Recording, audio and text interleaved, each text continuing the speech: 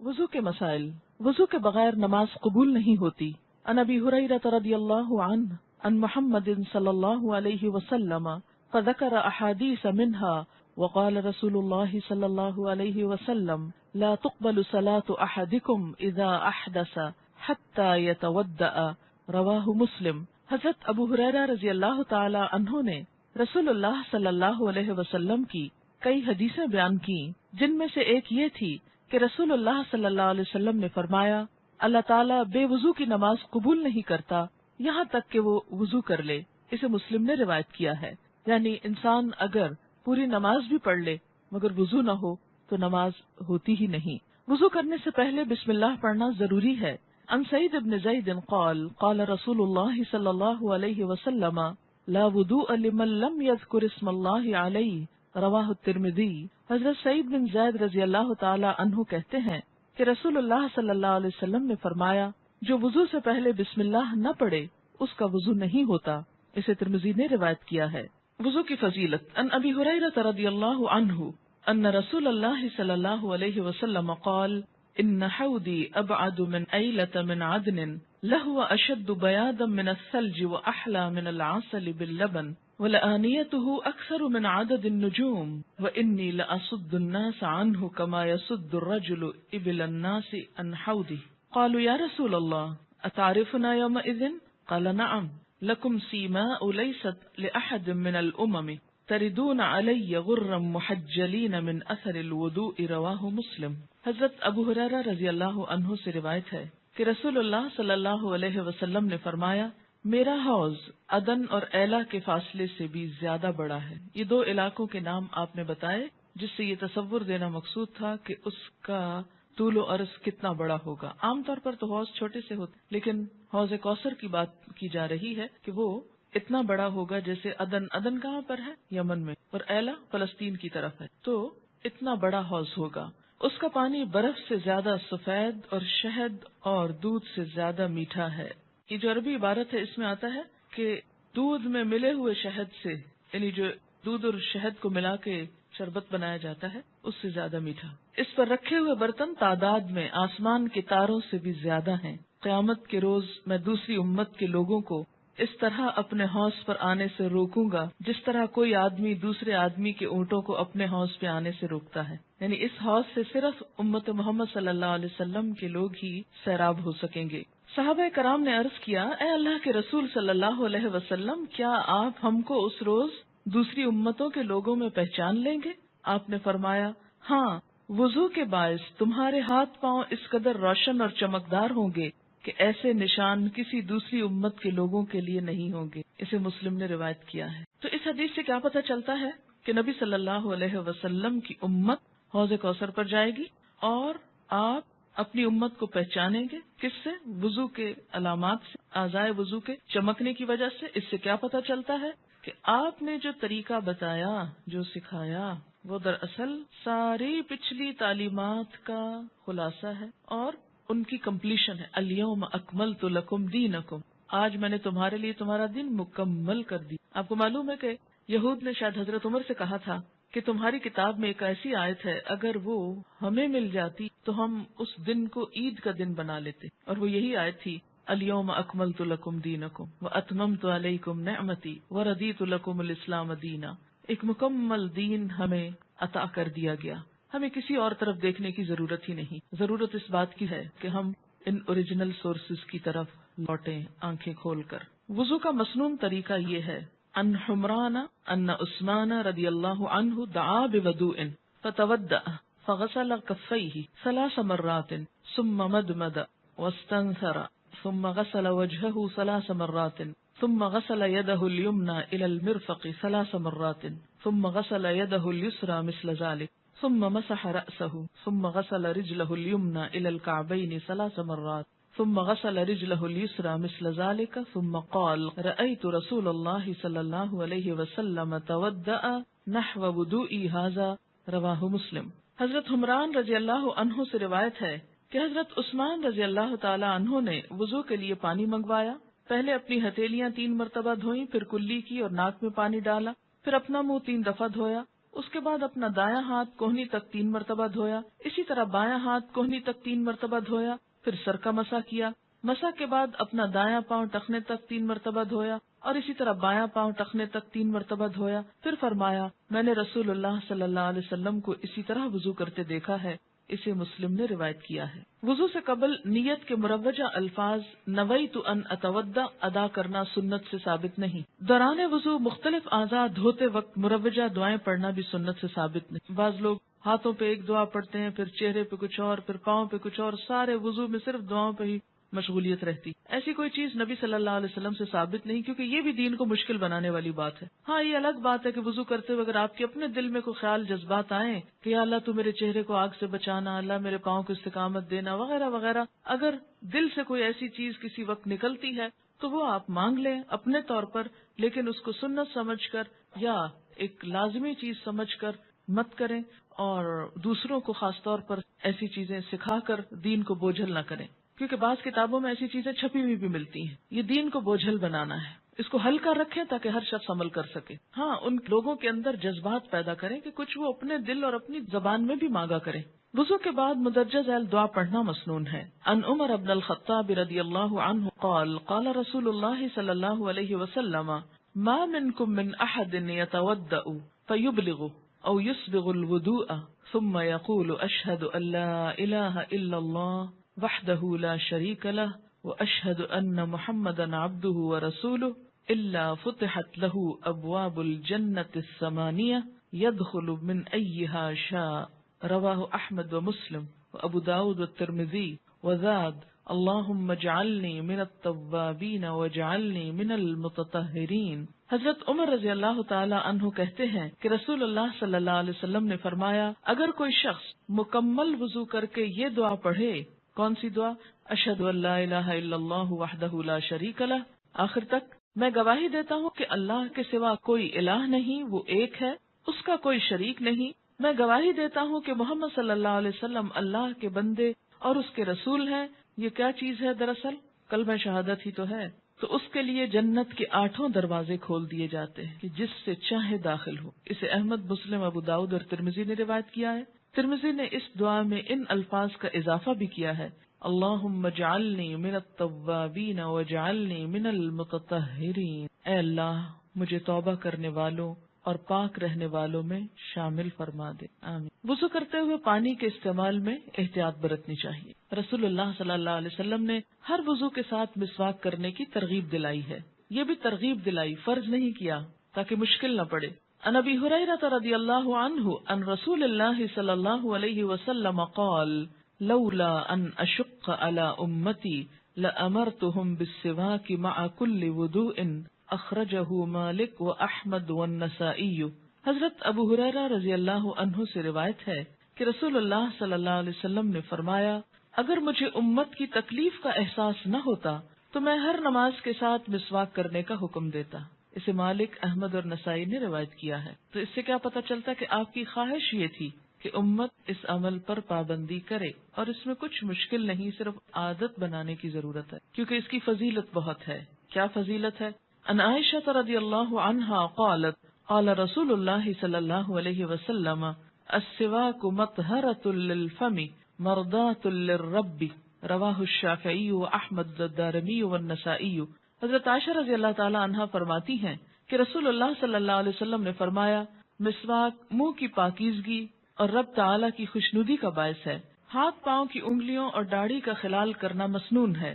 ان لقیط ابن صبرۃ رضی اللہ عنہ قال قال رسول اللہ صلی اللہ علیہ وسلم اسبغ الوضوء وخلل بین الاصابع وبالغ فی الاستنشاق الا ان تکون صائما، رواہ ابو داؤد والترمذی والنسائی وابن ماجہ۔ حضرت لقیط بن صبرہ رضی اللہ عنہ کہتے ہیں کہ رسول اللہ صلی اللہ علیہ وسلم نے فرمایا وضو اچھی طرح کرو، ہاتھ پاؤں کی انگلیوں میں خلال کرو، اور اگر روزہ نہ ہو تو ناک میں پانی اچھی طرح چڑھاؤ۔ خلال کس طرح ہوتا ہے؟ یہ لفظ کس سے ہے؟ خلال، خلل سے۔ خلل کس کو کہتے ہیں؟ دخل اندازی، یعنی ایک ہاتھ کی انگلیوں کو دوسری ہاتھ کی انگلیوں میں داخل کرنا۔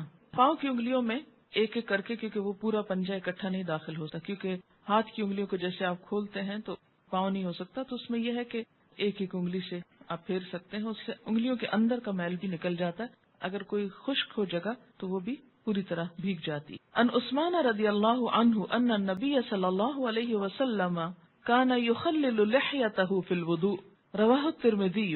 حضرت عثمان رضی اللہ تعالی عنہ سے روایت ہے کہ نبی اکرم صلی اللہ علیہ وسلم وضو کرتے ہوئے داڑھی کا خلال کرتے تھے. اسے ترمذی نے روایت کی. داڑھی کو پوری طرح دھونا ضروری نہیں، صرف اس میں ہاتھ اسی طرح انگلیاں پھیر لینا کافی. صرف چوتھائی سر کا مسح کرنا سنت سے ثابت نہیں. گردن کا مسح کرنا سنت سے ثابت نہیں. سر کے مسح کا مسنون طریقہ یہ ہے. ان عبداللہ ابن زید ابن عاصم رضی اللہ عنہ فی صفت الوضوء قال مسح رسول اللہ صلی اللہ علیہ وسلم رأسه بیدیہ فأقبل بهما وأدبر بدأ بمقدم رأسه حتى ذهب بهما إلى قفاه ثم ردهما إلى المكان الذي بدأ منه رواہ البخاری. حضرت عبداللہ بن زید بن عاصم رضی اللہ عنہ وضو کا طریقہ بیان کرتے ہوئے کہتے ہیں کہ رسول اللہ صلی اللہ علیہ وسلم نے اپنے سر کا مسح اس طرح کیا کہ اپنے دونوں ہاتھ آگے سے پیچھے تک لے گئے اور پیچھے سے آگے لائے، یعنی پہلے سر کے اگلے حصے سے شروع کیا اور دونوں ہاتھوں کو گدی تک یعنی پیچھے لے گئے جہاں سے شروع کیا تھا اور وہیں سے واپس لے آئے. اسے بخاری نے روایت کیا ہے. اگر بالوں کے خراب ہونے کا ڈر ہو اس طرح کر کے بھی لا سکتے، یعنی سیدھا ہاتھ لانے کے پیچھے ٹچ کرتے کرتے آہستہ آہستہ. سر کے مسح کے ساتھ کانوں کا مسح بھی ضروری ہے. کانوں کے مسح کا مسنون طریقہ یہ ہے. ان عبداللہ ابن عباس رضی اللہ عنہما فی صفت الوضوء قال ثم مسح رسول اللہ صلی اللہ علیہ وسلم برأسہ وأذنیہ باطنہما بالسباحتین وظاہرہما بإبہامیہ رواہ النسائی. حضرت عبداللہ بن عباس رضی اللہ عنہما وضو کا طریقہ بتاتے ہوئے فرماتے ہیں کہ رسول اللہ صلی اللہ علیہ وسلم نے اپنے سر کا مسح کیا اور اپنی شہادت کی دونوں انگلیوں سے دونوں کانوں کے اندر اور اپنے دونوں انگوٹھوں سے دونوں کانوں کے باہر کے حصے کا مسح کی. پگڑی پر مسح کرنا جائز ہے. ان المغیرۃ بن شعبۃ رضی اللہ عنہ ان النبی صلی اللہ علیہ وسلم تودع فمسح بناصیتہ وعلی العمامۃ وعلی الخفین رواہ مسلم. حضرت مغیرہ بن شعبہ رضی اللہ عنہ سے روایت ہے کہ نبی اکرم صلی اللہ علیہ وسلم نے وضو کرتے ہوئے پیشانی کے بالوں، پگڑی اور موزوں پر مسح کیا. اسے مسلم نے روایت کیا ہے. اب سکارف کی بات اس میں نہیں لکھی ہوئی، اس لیے نہیں، پگڑی فرق ہے اس لیے کہ وہ بہت رولز ہوتے ہیں، اگر اس کو کھولیں تو دوبارہ پہننے میں بہت مشکل ہوتی ہے. تو اس میں یہ ہے کہ میں کبھی ایسی جگہ پر ہوں کہ جہاں نہ اتار سکوں تو اس طرح کر لیتا ہو جاتا ہے. لیکن پگڑی میں اس طرح ہاتھ ڈال کے نہیں ہو سکتا نا، اتار کے مشکل پڑ جاتی، کہیں اتار کے رکھے وہ گر جائے اور کھل جائے ساری تو پرابلم ہو جائے. لیکن سکارف کو اندر سے بھی ہاتھ جا کے ہو جاتا ہے. وضو کر کے پہنے ہوئے جوتوں، موزوں اور جرابوں پر مسح کیا جا سکتا. مدت مسح مقیم کے لیے، مقیم سے مراد جو گھر رہتا ہو، 1 دن رات اور مسافر کے لیے 3 دن رات ہے.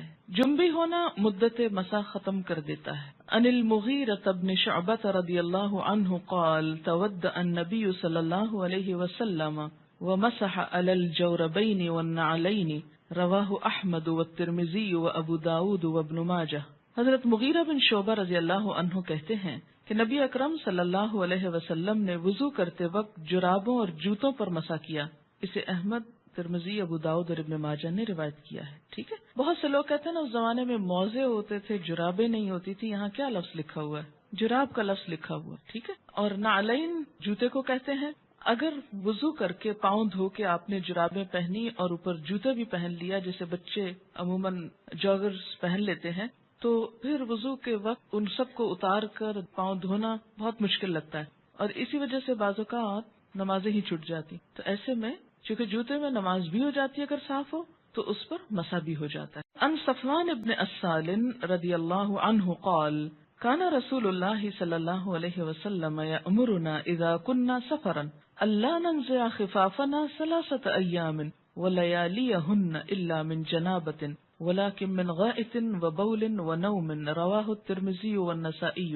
حضرت صفوان بن اسال رضی اللہ تعالی عنہ سے روایت ہے کہ جب ہم سفر میں ہوتے تو رسول اللہ صلی اللہ علیہ وسلم ہمیں 3 دن رات کے بعد موزے اتارنے کا حکم دیتے تھے، خواہ پیشاب پخانہ کی حاجت ہو یا نیند آئے، البتہ جنابت کی وجہ سے موزے اتارنے کا حکم دیتے تھے. اسے ترمذی اور نسائی نے روایت کیا ہے. ان علی ابن ابی طالب رضی اللہ عنہ قال جعل النبی صلی اللہ علیہ وسلم 3 ایام ولیالیہن للمسافر ویوما ولیلۃ للمقیم یعنی فی المسح علی الخفین رواہ مسلم.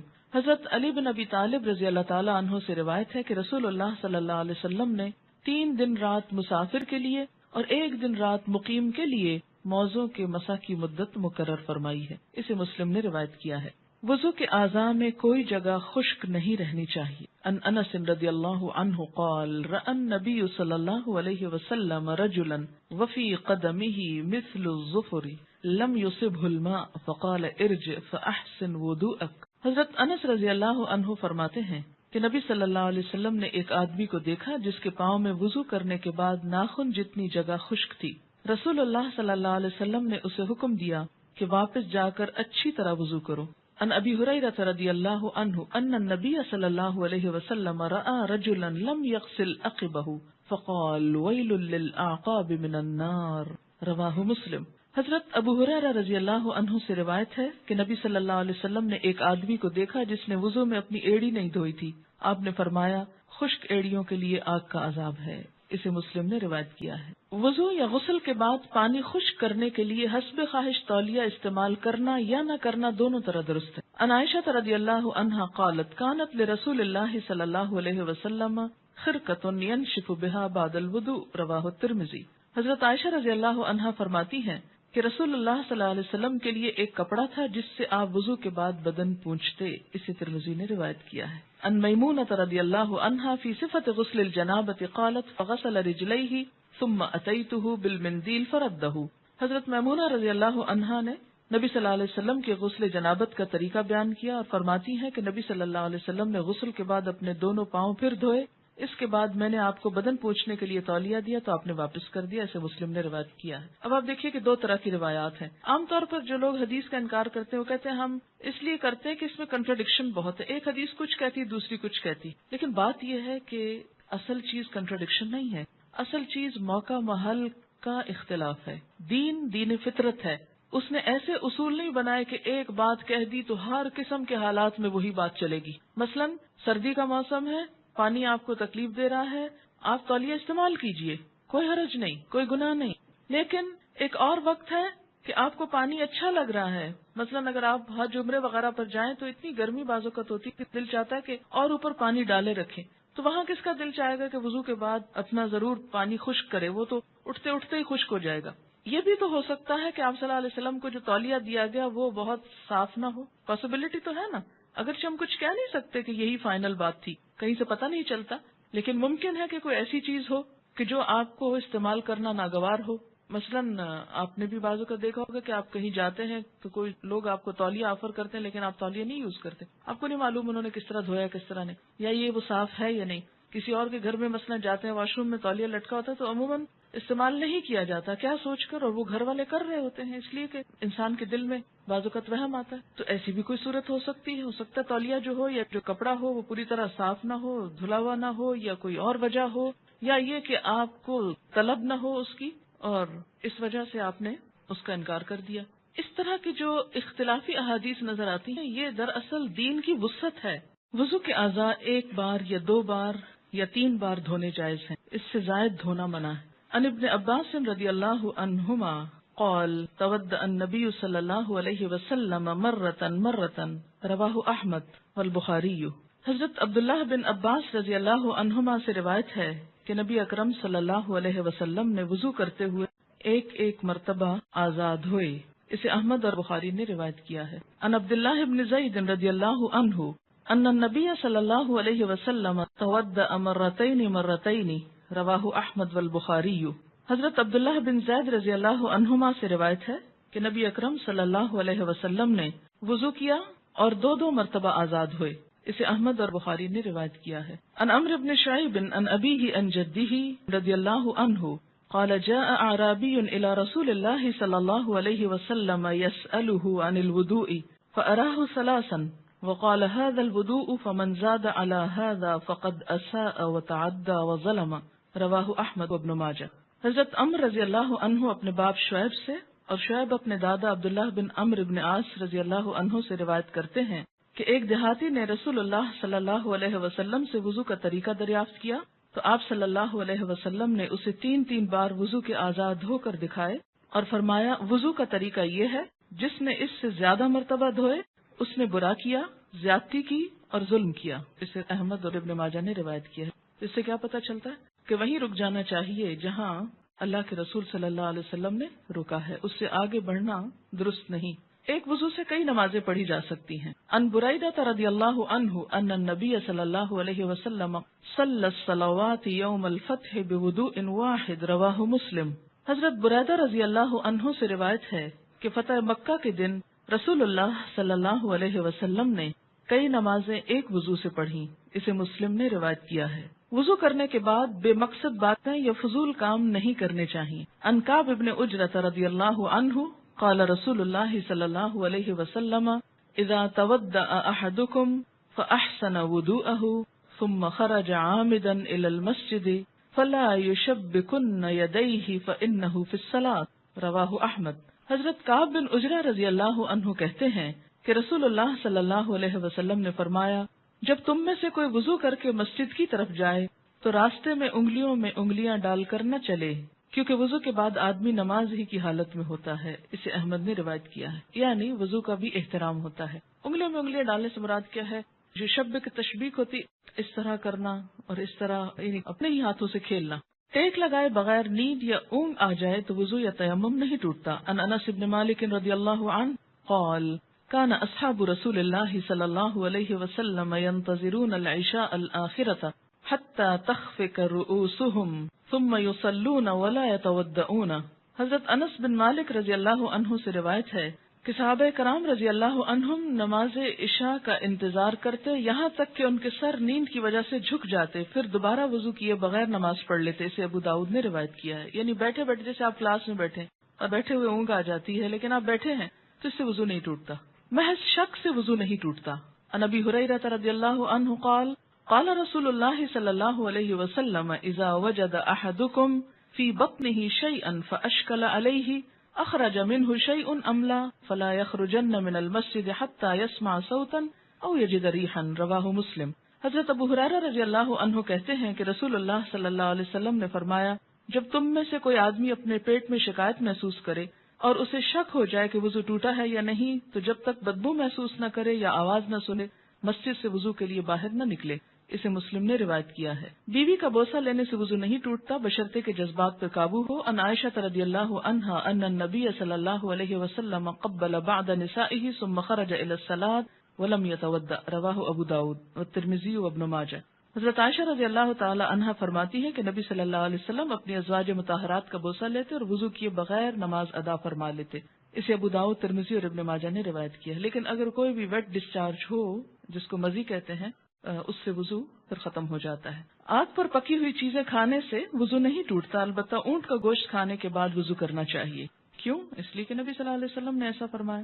عن جابر بن سمرۃ رضی اللہ عنہما ان رجلا سأل رسول اللہ صلی اللہ علیہ وسلم انا اتودع من لحوم الغنم قال ان شئت تودع وان شئت فلا تتودع قال انا اتودع من لحوم الابل قال نعم تودع من لحوم الابل رواہ احمد و مسلم. حضرت جابر بن سمرہ رضی اللہ عنہما سے روایت ہے کہ ایک شخص نے رسول اکرم صلی اللہ علیہ وسلم سے پوچھا، کیا ہم بکری کا گوشت کھا کر وضو کریں؟ آپ نے فرمایا، چاہو تو کر لو، نہ چاہو تو نہ کرو. پھر اس نے سوال کیا کہ اونٹ کا گوشت کھا کر وضو کریں؟ آپ نے فرمایا، ہاں اونٹ کا گوشت کھا کر وضو کرو. اسے احمد اور مسلم نے روایت کیا ہے. کپڑے کی آڑ کے بغیر پرائیویٹ پارٹ کو ہاتھ لگایا جائے تو وضو ٹوٹ جاتا ہے ورنہ نہیں. عن ابی ہریرہ رضی اللہ عنہ ان النبی صلی اللہ علیہ وسلم قال من افضى بيده الى ذکره ليس دونه ستر فقد وجب عليه الوضوء رواہ احمد. حضرت ابو ہریرہ رضی اللہ عنہ سے روایت ہے کہ نبی اکرم صلی اللہ علیہ وسلم نے فرمایا، جس نے اپنا ہاتھ کپڑے کی آڑ کے بغیر اپنی شرمگاہ کو لگایا اس پر وضو واجب ہو گیا. اسے احمد نے روایت کیا ہے. چکنائی والی چیز کھانے کے بعد کلی کرنا ضروری. ان عبداللہ ابن عباس رضی اللہ عنہما قال ان النبی صلی اللہ علیہ وسلم شرب لبنا ثم دعا بماء فمضمض وقال ان له دسما متفق علیہ. حضرت عبداللہ بن عباس رضی اللہ عنہما سے روایت ہے کہ رسول اللہ صلی اللہ علیہ وسلم نے دودھ پیا اور کلی کی، پھر فرمایا اس میں چکناہٹ ہے. کیونکہ پھر نماز پڑھتے وقت اگر منہ میں چپ چپ ہو رہی ہے اور ٹیسٹ آ رہا ہے دودھ کا، آج کل کے دودھ میں تو شاید یہ نہ ہو لیکن پھر بھی آپ کی سنت ہے منہ صاف کر کے نماز پڑھنی چاہیے. اسی طرح مثلا کوئی سویٹ کھائیے، کوئی بھی چیز جس کا منہ میں مزہ ہے ابھی تک، تو اسی حالت میں نماز نہیں شروع کریں، کلی کر لیں. یہ سب کچھ کس لیے؟ تاکہ نماز کا خشوع برقرار رہے. مسی خارج ہونے سے وضو ٹوٹ جاتا ہے. عن علی رضی اللہ عنہ قال سألت النبی صلی اللہ علیہ وسلم عن المزی فقال من المزی الوضوء ومن المنی الغسل. رواہ الترمذی. حضرت علی رضی اللہ عنہ سے روایت ہے کہ میں نے نبی صلی اللہ علیہ وسلم سے مزی کے بارے میں استفسار کیا تو آپ نے جواب دیا مزی خارج ہونے سے وضو کرنا چاہیے اور منی خارج ہونے سے غسل کرنا چاہیے. اسے ترمذی نے روایت کیا ہے. مستقل بیماری کی وجہ سے مکمل پاکیزگی ممکن نہ ہو تو اسی حالت میں نماز ادا کرنا چاہیے. البتہ ایسی صورت میں ہر نماز کے لیے نیا وضو کرنا ضروری ہے. اس مستقل بیماری میں پھر کیا آتا ہے؟ استحاضہ بھی آ جاتا ہے. ہوا خارج ہونے سے وضو ٹوٹ جاتا ہے. عن ابی ہریرہ رضی اللہ عنہ ان رسول اللہ صلی اللہ علیہ وسلم قال لا وضوء الا من صوت او ریح. رواہ الترمذی. حضرت ابو ہریرہ رضی اللہ عنہ سے روایت ہے کہ رسول اللہ صلی اللہ علیہ وسلم نے فرمایا وضو کی ضرورت نہیں مگر جب آواز آئے یا ہوا خارج ہو. اسے ترمذی نے روایت کی ہے.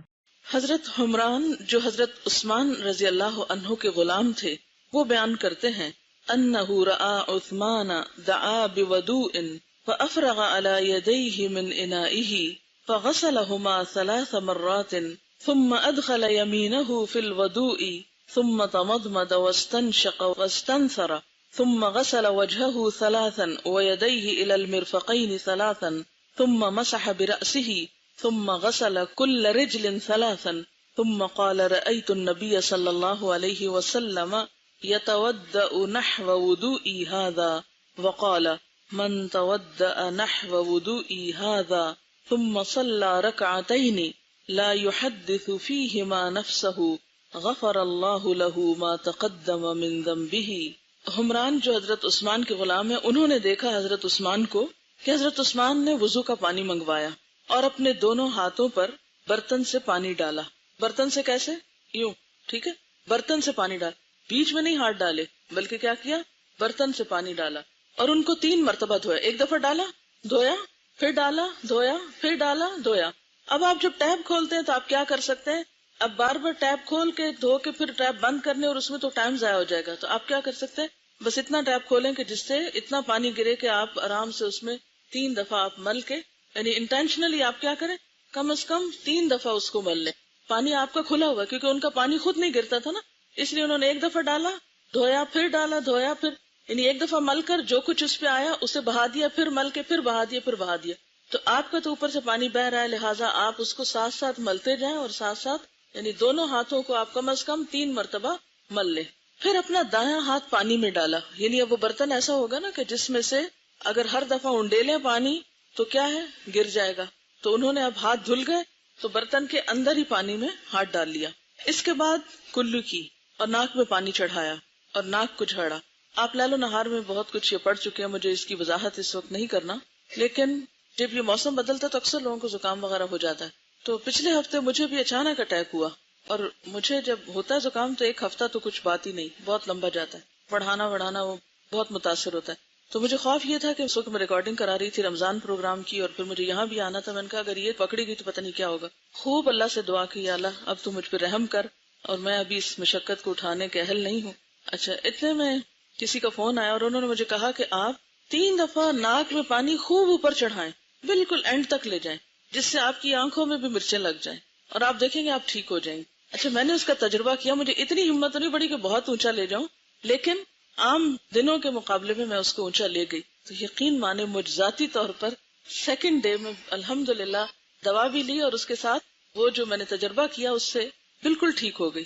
تو بات یہ ہے کہ یہ جو سنت کے طریقے ہیں یہ بہت مفید طریقے ہیں. اگر ہم عام حالات میں ان پر شعوری طور پر عمل کرتے ہیں تو شاید بیمار بھی ہم کم ہوں. پھر اپنا چہرہ 3 مرتبہ دھویا اور ہاتھوں کو کوہنیوں تک 3 مرتبہ دھویا. پھر اپنے سر کا مسح کیا. اس کے بعد ہر پاؤں 3 بار دھویا. پھر فرمایا میں نے نبی صلی اللہ علیہ وسلم کو وضو کرتے ہوئے دیکھا، آپ نے میرے اس وضو جیسا وضو کیا اور فرمایا جو کوئی میرے اس وضو کی طرح وضو کرے. اب شرط آپ دیکھیے کیا ہے، جو کوئی میرے اس وضو کی طرح وضو کرے، یعنی اچھی طرح ہاتھ دھوئے اور ناک میں پانی چڑھائے اور صاف کرے اور سب کچھ. پھر 2 رکعتیں پڑھے جس کو عام طور پر تحیت الوضو کہتے ہیں، اور ان میں اپنے دل میں مختلف خیالات لے کر نہ آئے تو اللہ تعالیٰ اس کے پچھلے گناہ معاف فرما دیں گے. یعنی یہ عمل گناہوں سے معافی کا ذریعہ ہے. اچھا، میں جب کل یہ نفل پڑھ رہی تھی تو شروع کیا، ایک بات یاد آئی، اس کو جھٹکا، رکوع تک دوسری یاد ہے، اس کو جھٹکا، سجدے تک ایک اور یاد. 4 موضوعات پہ مجھے باتیں یاد آئی ان 2 رکعتوں میں، اور چاروں کو شدت سے جھٹکنا پڑا کہ پھر معافی کیسے ہو سکتی ہے اگر وہی کام کروں جو نہیں کرنا چاہیے. بظاہر دیکھنے میں یہ 2 رکعتیں، لیکن یہ 2 رکعتیں ایسی نہیں ہیں کہ آپ جٹ پٹ بس ایسے ہی وضو کریں جیسے تیسے آیا، کونیاں خشک ہیں، ٹخنے خشک ہیں، اور بس ایسے ہی پانی ڈال لیا منہ پہ اور پھر نماز میں بھی خیالات اور باتیں کر کے تو کہا نماز پڑھ لی. نہیں، ان شرائط کے ساتھ. ہر چیز کا ایک طریقہ ہوتا ہے، ایک سلیقہ ہوتا ہے، کنڈیشنز ہوتی ہیں. اگر ان شرائط کو پورا نہ کیا جائے تو بعض اوقات کام پوری طرح افیکٹو نہیں ہوتا، یعنی وہ عمل جو ہے آپ کا مؤثر نہیں ہوتا. تو مؤثر عمل کے لیے ضروری ہے کہ آپ اہتمام کریں اور اس کا لحاظ رکھیں اور اس کا دھیان کریں. پھر آپ دیکھیں گے کہ جب آپ واقعی اس طریقے پر وضو کے بعد نماز سے باہر نکلیں گے تو آپ دیکھیں گے کہ آپ واقعی ہلکے محسوس کر رہے ہیں. بعض نمازیں ایسی ہوتی ہیں کہ پڑھ کے آپ اور بوجھل ہوتے ہیں، یعنی آپ پڑھتے ہیں نا تو اس کے بعد آپ کے دل میں ایک بےچینی ہوتی ہے، کیا پڑھا ہے میں نے، پڑھنے کا حق نہیں ادا کیا. تو اگر آپ صرف ایک دن محاسبہ کریں نماز میں کہ کتنی باتیں سوچی ہیں، یہ کانشیسلی میں کر رہی تھی کہ کچھ نہیں سوچنا، ایک بات یاد آ گئی اس کو ہٹایا، پھر ایک یاد آ گئی تو میں نے کہا کہ 2 رکعتوں میں 4 باتیں تو میں نے یاد کی ہیں. اس کو آپ ٹوٹلی تو نہیں روک سکتے، لیکن بات یہ ہے کہ اگر خیال آیا تو اس کی کہانی نہ بنائے، آگے اس کو ادھر ہی نکال دیں. یہ ضرور کر سکتے ہیں، تجربہ کیا میں نے، جب جھٹک دیا تو پھر ہٹ گئی وہ بات.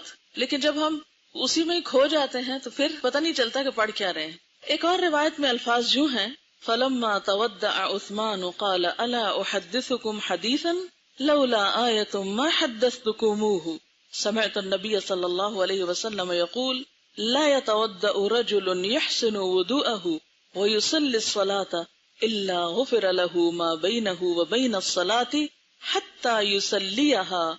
قال عروة الآية إن الذين يكتمون ما أنزلنا من البينات والهدى من بعد ما بيناه للناس في الكتاب أولئك يلعنهم الله ويلعنهم اللاعنون. صحیح بخاری کی روایت ہے، حضرت عثمان رضی اللہ تعالیٰ عنہ جب وضو کر چکے تو کہنے لگے میں تم کو ایک حدیث سناتا، اگر قرآن کی ایک آیت نہ ہوتی تو میں تم کو حدیث نہ سناتا. اب میں نے آپ سے شاید پہلے بھی ذکر کیا تھا کہ جو آپ سیکھیں اس کو شیئر کیا کریں دوسروں کے ساتھ. یہاں بھی وہ اپنا علم شیئر کر رہے ہیں اور ساتھ ہی کیا کہتے ہیں کہ اگر قرآن پاک میں یہ آیت نہ ہوتی تو میں تم کو نہ بتاتا. اور وہ آیت کیا ہے آگے ہم دیکھتے ہیں. پہلے وہ حدیث سناتے ہیں، میں نے نبی صلی اللہ علیہ وسلم کو فرماتے ہوئے سنا جو شخص اچھی طرح سے وضو کرے اور اس کے بعد نماز پڑھے تو جتنے گناہ اس نماز سے دوسری نماز کے پڑھنے تک ہوں گے وہ بخش دیے جائیں گے. عروہ نے کہا کہ آیت یہ ہے، ترجمہ، بے شک جو لوگ چھپاتے ہیں ان چیزوں کو جو ہم نے نازل کی روشن دلیلوں اور ہدایت میں سے، اس کے بعد کہ ہم نے اپنی کتاب میں انہیں لوگوں کے لیے کھول کر بیان کر دیا ہے، یہی وہ لوگ ہیں کہ لعنت کرتا ہے ان پر اللہ تعالیٰ اور لعنت کرتے ہیں ان پہ لعنت کرنے والے. کہ جن کے پاس علم ہے اور پھر وہ اس کو آگے نہیں دیتے، چھپا کے رکھتے ہیں، اس کو بس اپنا ہی خزانہ سمجھتے ہیں، تو ایسے لوگ اللہ کی رحمت سے دور ہوتے ہیں. تو کہتے چونکہ قرآن میں یہ آیت ہے اس لیے میں تمہیں یہ حدیث بتا رہا ہوں. اور واقعی ان آیات نے صحابہ کرام کے اندر ایسا زبردست جذبہ پیدا کیا ہوا تھا کہ وہ کوئی بھی چیز جو انہیں معلوم تھی وہ اس کو اپنے اوپر ایک امانت سمجھتے تھے اور آگے پہنچاتے. اور اگر آپ دیکھیے کہ وہ نہ پہنچاتے تو کیا علم ان تک ہی بس نہ ہو جاتا، ختم نہ ہو جاتا؟ آج ان چیزوں سے ہم کیسے فائدہ اٹھاتے؟ اور اگر آج ہم اپنے پارٹ پر ان کو آگے نہیں پہنچاتے تو دوسرے لوگوں تک کیسے بات پہنچے گی؟ انہیں کیسے پتا چلے گا؟ وہ کیسے فائدہ اٹھائیں گے؟ ان کی آخرت کیسے سنورے گی اگر ہم ان باتوں کو آگے نہیں کنوے کریں گے؟ لہذا آسان طریقے سے کسی کتاب کی شکل میں، کسی کیسٹ کی شکل میں خود بول کر کچھ بھی، کوئی بھی طریقہ ہو کہ جس کے ذریعے آپ علم کو آگے سے آگے پہنچائیں، تو یہ سب کام اللہ کی رحمت کو پانے کا ذریعہ ہے. بہرحال خلاصہ یہ ہے کہ ہر نماز اگر صحیح طریقے پر ادا کی جائے، یاد رکھیے شرط ہے اس میں، صرف نماز پڑھنا ہی نہیں، اگر نماز صحیح طریقے پر ادا کی جائے صحیح وضو کے ساتھ تو وہ نماز کفارہ بن جاتی ہے ان غلطیوں کا جو پچھلی نماز کے بعد سے اب تک کی گئی تھی. تو اس سے آپ دیکھیے کہ نماز کا کتنا بڑا فائدہ ہمیں پتہ چلتا ہے، کتنا عظیم فائدہ ہمیں پتہ چلتا ہے نماز کا، کہ وہ گناہوں کی معافی کا ذریعہ ہے. تو آج کم از کم آپ کوشش کریں کہ کل یہاں آنے سے پہلے اچھا سا وضو کر کے 2 نفل صلاۃ التوبہ کے اور وقتاً فوقتاً پڑھ لیا کریں. روز تو پڑھنا مشکل ہوگا شاید، روز اگر اپنے وقت کی نماز جو ہے اس کو کم از کم اچھا کر لیں، اور اس میں سے بھی فرض کو کم از کم اچھا کر لیں ٹو سٹارٹ ود. کیونکہ ایک دفعہ فرض ٹھیک ہو گئے نا تو انشاءاللہ آگے بھی آپ دیکھیں گے پھر مزہ ہی نہیں آتا دوسری طرح نماز پڑھنے کا. تو اس پہ انشاءاللہ العزیز وہ جو دلوں کے بوجھ ہیں وہ ہٹیں گے اور کچھ بیلنس ہو جائے گا معاملہ، کہ جو غلطیاں کر رہے ہیں اس کا ساتھ ساتھ کچھ صفائی ستھرائی ہو جائے. کبھی بھی گناہوں کو ٹالے نہیں کہ اچھا پھر کر لیں گے، اچھا پھر ہو جائے گا، ابھی بڑی مصروفیت. وہ زندگی کا کون سا حصہ ہے جس میں انسان مصروف نہیں؟ ہر حصے کی الگ مصروفیات ہیں. تو پھر اس کے ساتھ ساتھ ہی ہم کو عبادات کرنی ہے. ٹھیک ہے. اور خصوصاً یعنی عام دنوں میں تو اگر آپ اپنے فرائض وغیرہ اچھے سے ادا کرتے ہیں، لیکن جب کبھی کوئی خاص غلطی ہو جائے جس سے آپ پریشان ہو اٹھیں، تو پھر اس وقت حل کیا ہے؟ اچھا سا وضو کر کے اچھی سی 2 رکعت نماز. ٹھیک ہے. دل کی حالتیں بدلتی ہیں اور دس از ویری نیچرل، لیکن ریشو یہ نہیں ہونا چاہیے کہ اکثر نمازیں خراب اور کوئی ایک سیدھی. ہونا یہ چاہیے کہ اکثر نمازیں اچھی اور کوئی ایک آدھ اگر کم درجے کی بھی ہو گئی تو چلے کوئی بات نہیں. لیکن ہمارا حال یہ نہیں ہونا چاہیے کہ زیادہ نمازیں تو بس ادھر ادھر کی اور کوئی ایک آدھ کبھی اچھی ہو گئی. دیکھیں تحیت الوضو تو ہوگا ہی اس وقت جب آپ وضو کریں گے، اور وضو عام طور پر آپ نمازوں سے پہلے ہی کرتے ہیں. تو جو اوقات ہیں ممنوع جس میں نفل نماز پڑھے جائیں وہ فجر کی نماز کے بعد اور عصر کی نماز کے بعد، تو اس پہ نہیں پڑھے. فجر سے پہلے نہیں، فجر کے بعد اور عصر کے بعد. آگے چلتے ہیں.